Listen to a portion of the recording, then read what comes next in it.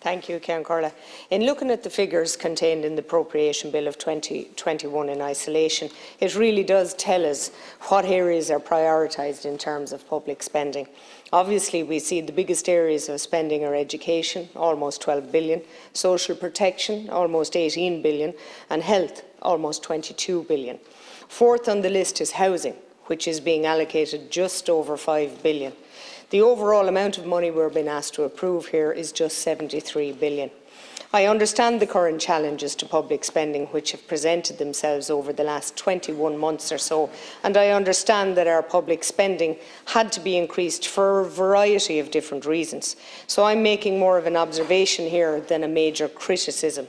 But, Ceann Comhairle, it's very hard to deny that our public spending is like a runaway train. The level of public spending that we currently have is unsustainable and almost out of control.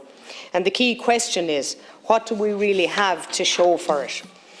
The big capital investment projects in recent years have been shambolic.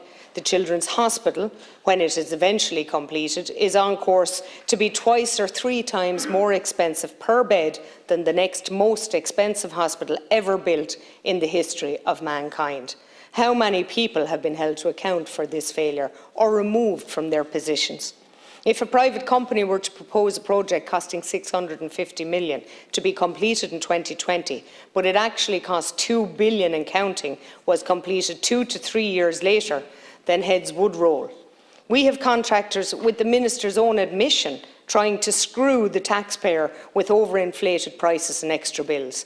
Minister McGrath, you yourself said a few weeks ago before the Oireachtas Finance Committee, the vast majority of contractors' claims had been deemed overinflated by the Development Board overseeing the project, and that, where we believe as a state they are unwarranted and unjustified, then we're defending the state's position.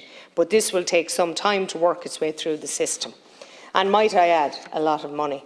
I see a problem here, Ceann Comhairle, and it's related to points which Deputy Fitzmaurice mentioned in a speech on the Sea Fisheries report last week, in that the tendering process we use and the criteria which needs to be met in order for a business to be eligible to tender for projects is skewed in favour of the big monopolies. Certain contractors responsible for the likes of roads and hospitals and other big infrastructure projects seem to know how to work the system. They know that there are only a small number of operators with turnover large enough to qualify to do the job. They then put in a low enough bid to get the job. And once the point of no return is passed, they look for more money. Our system seems to be open to this problem occurring. I welcome the fact that Minister McGrath has acknowledged the problem, but the key thing is what will be done to prevent it going forward. That brings me on to the next area where the issue seems to be causing problems, and that is the National Broadband Plan. The National Broadband Plan is a mess, and I welcome Minister Smith's decision to review the plan. A review is badly needed. The taxpayer is certainly not getting value for money. The initial target was to have 115,000 homes and businesses able to connect by the end of January. Yet it looks as though the number will be lucky to reach even a quarter of that. How many people have been told, or how many people have been held to account for this failure? This plan has been so badly implemented that a termination of the contract on the grounds of non-performance should be an option on the table. Either way, the chances are that at this rate, at the rate the programme is being rolled out, there is fear that it will be so obsolete by the time it's completed. We don't want an expensive white elephant, nor can we afford it.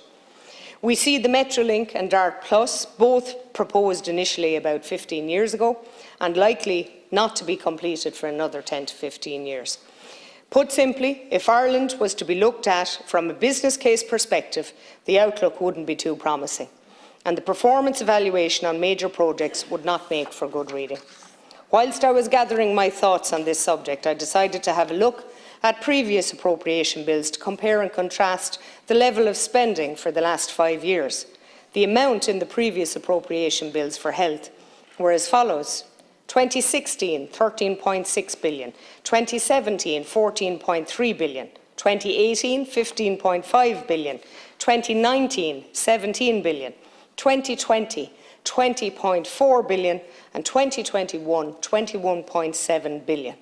And at the rate of increase from 2016 to 2019, it looks as though health spending would have been very close to 20 billion this year without COVID. An increase of 13.6 million to 20 billion in the space of 5 years is astronomical. And I ask, what do we really have to show for it? In health, we have waiting lists longer, a crisis in the GP sector, dentists no longer taking new medical card holders. Not because the health service is underfunded, Ceann Comhairle. It's more than adequately funded. But is the funding being used to achieve the best outcomes? The front of today's People newspaper in County Wexford, ICU bed shortage issue is laid bare.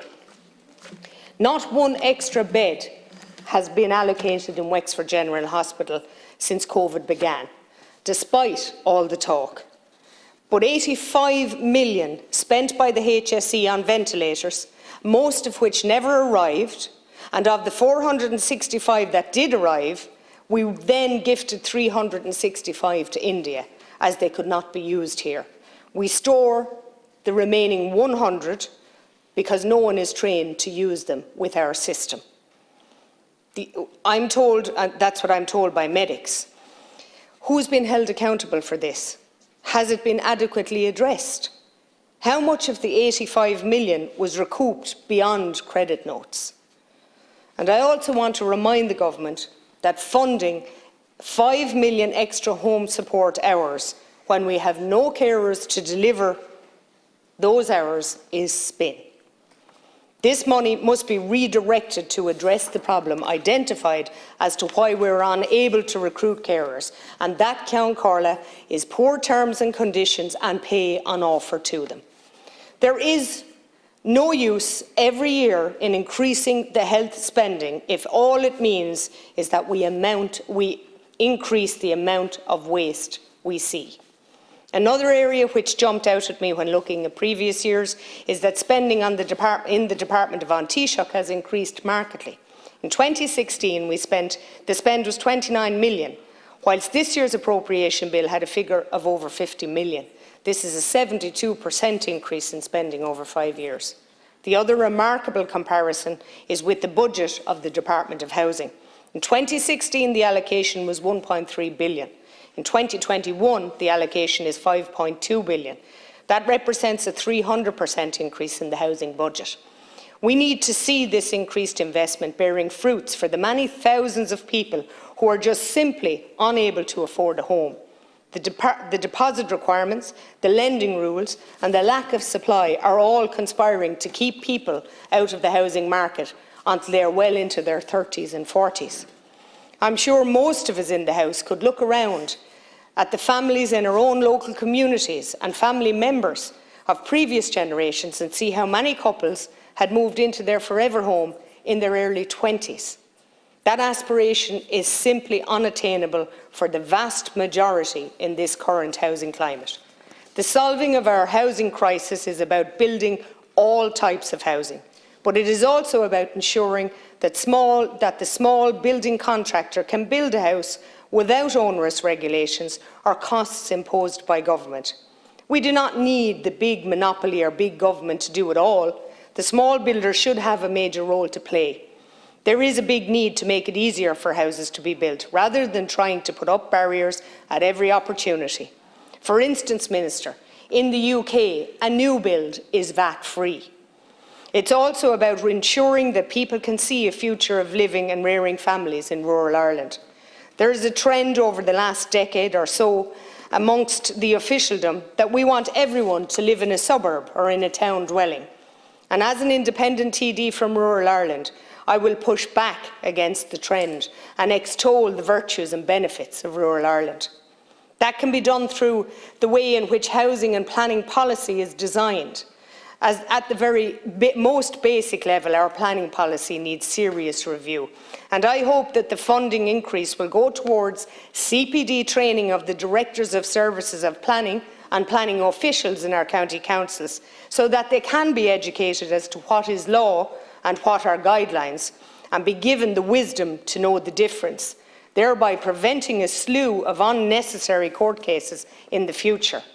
Finally, we need to acknowledge the massive financial cost government have imposed on the people via the Climate Action Plan, which is estimated to cost 20 billion per year, roughly the same as what we spend on the entire health service.